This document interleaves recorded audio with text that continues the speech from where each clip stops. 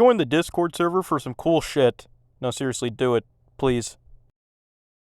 August 12, 2036, heat death of the universe. August 12, 2036, the heat death of the universe. August 12, 2036, the heat death of the universe. Hey everyone, it's JQ. Welcome back. We are going to be reviewing the 80th anniversary Diecast James. Now, first things first, I want to say this could be one of the last videos on the channel, just because of all this YouTube bullshit that's going on with verification, under 18. I'm not going to explain all of it in this video. There are billions of other ones that pretty much do it. So, unless I actually get flagged as an under 18 account, then I'll make a video about it. But let's not worry about it too much because, well, we got to review this engine. Come on, let's get started. Alright, it's time to unbox the splendid red himself, James. As you can see, we already got a couple examples of previous incarnations of James in diecast form. So once we get him out of the box, we'll take a look at him, compare him to some of my other models, and give some final thoughts. Let's take a look at him. Nah, I'm just kidding. We gotta look at the packaging first, and there isn't really much to say. It's the same thing as like the All Engines Go push-alongs, but with the 80th logo and, you know, CGI James. Back never had anything special at this point.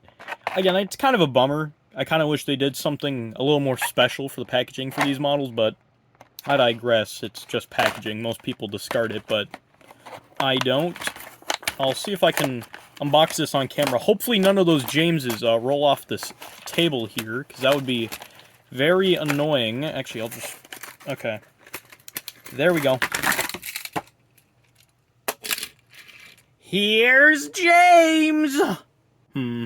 First impression, he's definitely... He is a long boy. I think he's longer than the Henry. No, he is longer than Henry, but that's a little weird. I'm not a big fan of this little gap right here. I don't know. I think we made James a little too long. Not like Tommy Duncan levels of long, but this is still a bit much. As you see, his face, pretty good James face. Again, I've never been a fan of the eye shines, but it's fine. The printing quality is actually a lot better than the motorized engines. It is a big improvement, which I'm glad, because, well, the quality on those models isn't very good. A couple other things are the golden side rods. I'm not the biggest fan of that either. It's kind of weird, but oh well. Obviously, the whistle is actually on top of the cab, which is how it's supposed to look. And, of course, if you haven't noticed, we have not paid any attention to this thing. Let's, let me oh yeah, here's the bottom. Alright, now we gotta talk about, this thing. It's called James's Tender. If this looks a little familiar to you, it's probably because, it's a fucking All Engines Go one. The only difference is, I think, yeah, they changed the wheels out. I don't have an AEG push-along James tender, or even James at all, but I do know what his tender looks like, and it looks pretty much like this. And I think that's kind of a letdown, because they made an entirely new tooling for Henry's tender, and I don't know why they couldn't do that for James. Because it's a little too short. With how long they made James, and how short they made his tender, similar to the Flying Scotsman issue I had when I reviewed him. His tender's kind of screwed up. They don't really fit well with his scaling. And again, I can say the similar things here. There isn't too much else to say about him. Obviously, got the gold dome and all that. Very light, but that makes sense. They're using shitloads of plastic. I can't even fucking couple up his tender with the front. Let me compare him, though, to some of these guys of the past. Just for the fun of it, though. Alright, let's run the clocks back a few years. When we had this monstrosity. I don't have the front to him, but I have the very abysmal push-along James tender. Thankfully, I don't have his front. His front is kind of disgusting. But I have his shitty tender. As you can see, there isn't, compared to this and this, well, it's a little, it looks kind of longer. Or maybe that's because, I don't know how to put it. It's a little shorter in terms of height. Obviously, the wheels are black on this one. This one's like almost, it's gray, almost silver. It looks a little silver. There isn't too much to say. This is, they're both really light because this is all fucking shitty plastic. Alright, let's compare him with, what's the second most recent model of James I just have? I think it's you, buddy. I have an Adventures model of James. I don't know where it went. Then again, I hate Adventures, so who cares? Here's the 2012 Take and Play James. Not the biggest fan of this era of Take and Play, but I'm not going to say it was bad. I just think it was the beginning of the end.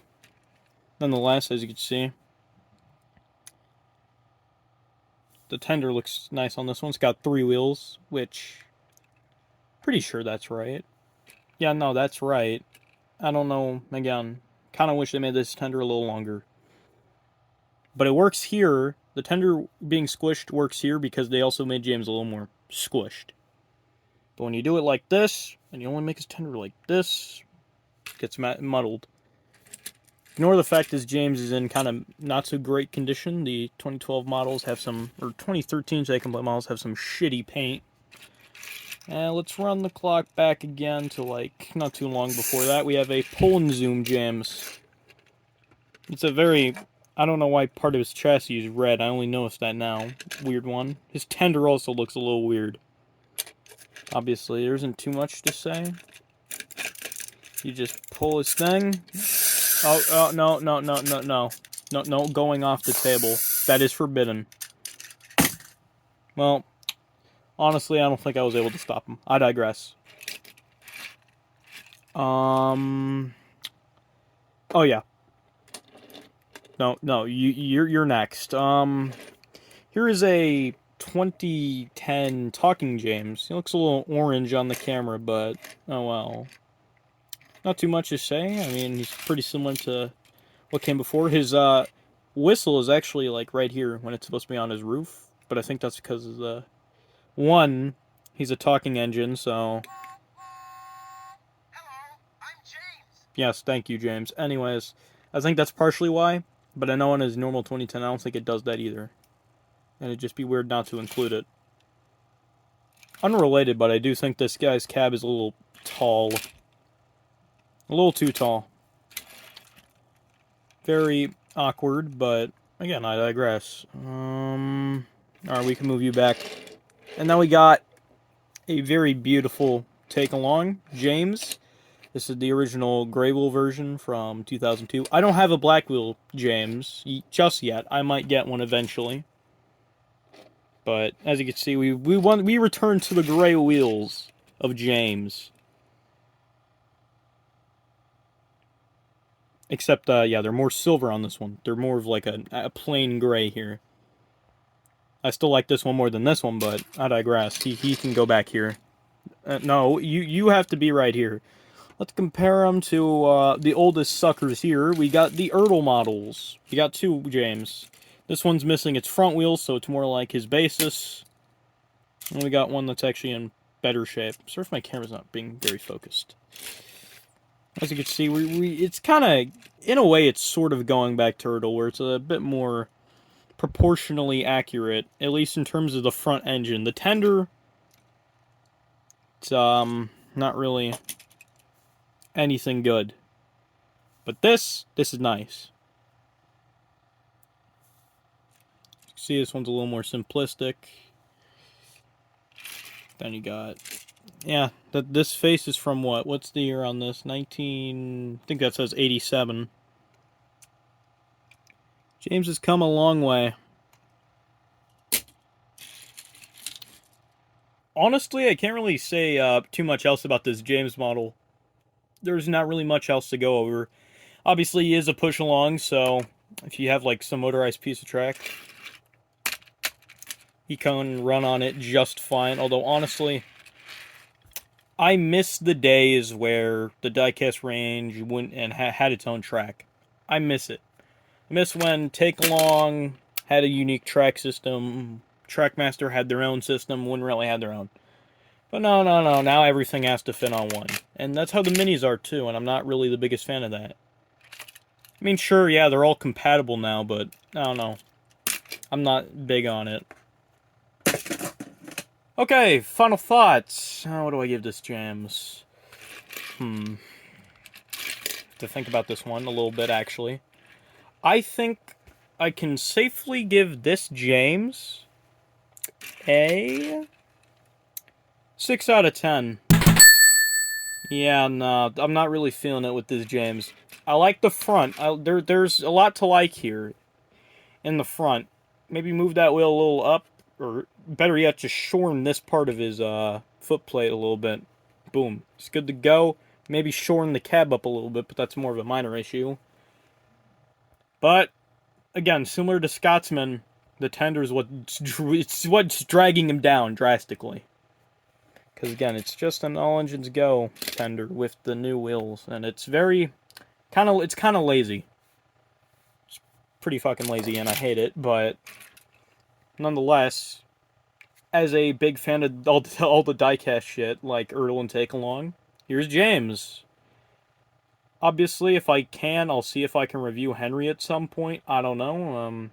YouTube's new bullshit rules are they're gonna screw everyone over, but I don't know. Nonetheless, again, here's James. Otherwise, that's gonna conclude it for this video, I guess. Like, subscribe, join the Discord server, and I really mean join it because, again, if all this YouTube crap goes down, well, by chance, you're not going to be able to access it anymore, so, yeah, make sure to join it. I'll put that link in the description. Oh, yeah, I forgot to mention, do I recommend this, James? Not really, no. Okay, now we're done. See you in the next one, everybody.